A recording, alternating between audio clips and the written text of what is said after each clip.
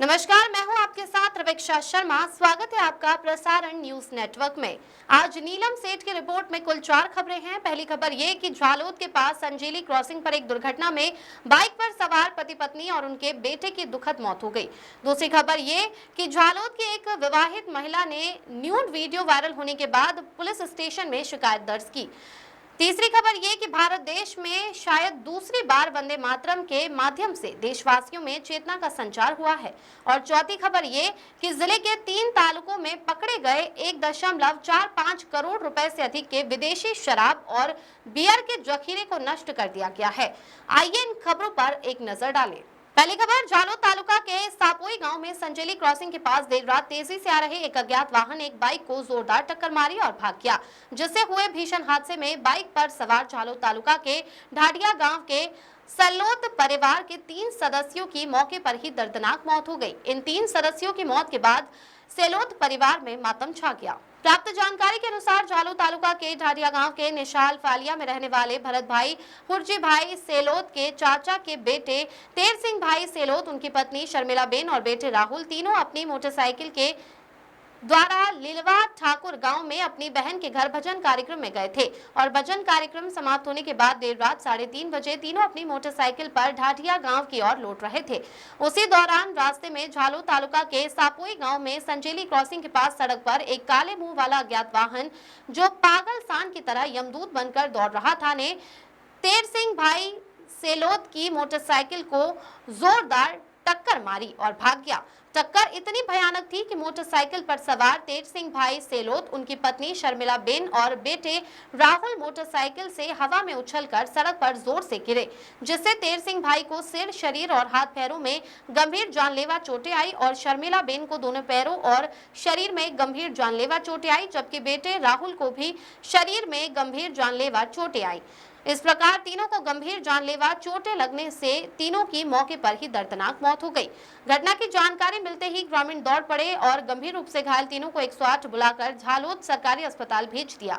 इस घटना की जानकारी मृतक सेलोत परिवार के सदस्यों को होने पर मृतक के परिजन झालोद सरकारी अस्पताल पहुंचे और सरकारी अस्पताल परिसर में मृतकों के परिजनों के रोने बिलखने से हृदय विदारक दृश्य उत्पन्न हो गए। इस संबंध में मृत ढाडिया गाँव के तेर सिंह भाई सेलोत के चाचा के बेटे भरत भाई हुर्जी भाई सेलोत ने झालोद पुलिस स्टेशन में शिकायत दर्ज कराई, जिस पर झालोद पुलिस ने अज्ञात वाहन चालक के खिलाफ घातक दुर्घटना का मामला दर्ज कर आगे की कार्रवाई शुरू कर दी और उनकी गिरफ्तारी के लिए चक्रों को गतिमान कर दिया है। उल्लेखनीय है कि ये संजेली क्रॉसिंग क्षेत्र की सड़क एक दुर्घटना क्षेत्र बन गई है और स्थानीय लोगों के अनुसार झालोद संजेली क्रॉसिंग क्षेत्र की सड़क लंबे समय से दुर्घटना क्षेत्र बनी हुई है। अतीत में भी यहाँ कई गंभीर दुर्घटनाएं हुई हैं, जिनमें कितने ही निर्दोष लोग काल के गाल में समा गए हैं। बार बार ऐसे दुर्घटनाएं होने के बावजूद जिम्मेदार प्रशासन द्वारा कोई ठोस कदम नहीं उठाए गए हैं, ये स्थानीय लोगों की शिकायत है। अगली खबर, पुलिस सूत्रों के अनुसार झालोद के एक विवाहित युवक ने गांव की एक 30 वर्षीय विवाहित महिला जो मजदूरी करती है उसकी जानकारी और अनुमति के बिना उसका नग्न वीडियो बनाया और अपने व्हाट्सएप से वायरल कर दिया। साथ ही उस युवक की पत्नी ने अपने पति के मोबाइल में मौजूद उस नग्न वीडियो को मोहल्ले के लोगों को दिखाकर उस महिला की प्रतिष्ठा को ठेस पहुंचाई और उसे मानसिक रूप से परेशान किया। प्राप्त जानकारी के अनुसार झालोद नगर में गामड़ी रोड पर साईं बाबा मंदिर के पास रहने वाले अजय भाई रमेश भाई परमार नाम के युवक ने एक 30 वर्षीय विवाहित महिला जो उसी गांव की रहने वाली है और मजदूरी करती है का उसकी अनुमति के बिना उसकी जानकारी के बाहर अपने मोबाइल में नग्न वीडियो बनाया और अपने व्हाट्सएप से उस वीडियो को वायरल कर दिया। साथ ही अजय भाई परमार की पत्नी रेखा बेन परमार ने अपने पति अजय भाई के मोबाइल में मौजूद उस विवाहित महिला का नग्न वीडियो मोहल्ले के लोगों को दिखाकर उस महिला की प्रतिष्ठा को ठेस पहुंचाई और उसे मानसिक रूप से परेशान किया। इस संबंध में पीड़ित महिला ने झालोद पुलिस स्टेशन में शिकायत दर्ज कराई, जिस पर झालोद पुलिस ने झालोद नगर के गामड़ी रोड पर साईं बाबा मंदिर के पास रहने वाले अजय भाई रमेश भाई परमार और उनकी पत्नी रेखाबेन अजय भाई परमार के खिलाफ आईटी एक्ट की धारा 67-67A और भारतीय न्याय संहिता एक्ट 2023 की धारा 77 के तहत मामला दर्ज कर आगे की कार्रवाई शुरू कर दी है और उन दोनों की गिरफ्तारी के लिए चक्रों को गतिमान कर दिया है। अगली खबर, देश की आजादी के संग्राम में राष्ट्रीय चेतना का संचार करने वाले वंदे मातरम की रचना के गौरवशाली 150 वर्ष पूरे होने पर केंद्र की मोदी सरकार ने बड़े पैमाने पर इसका उत्सव मनाया है। इस तरह का आयोजन देश की आजादी के बाद के इतिहास में पहली बार देखा गया।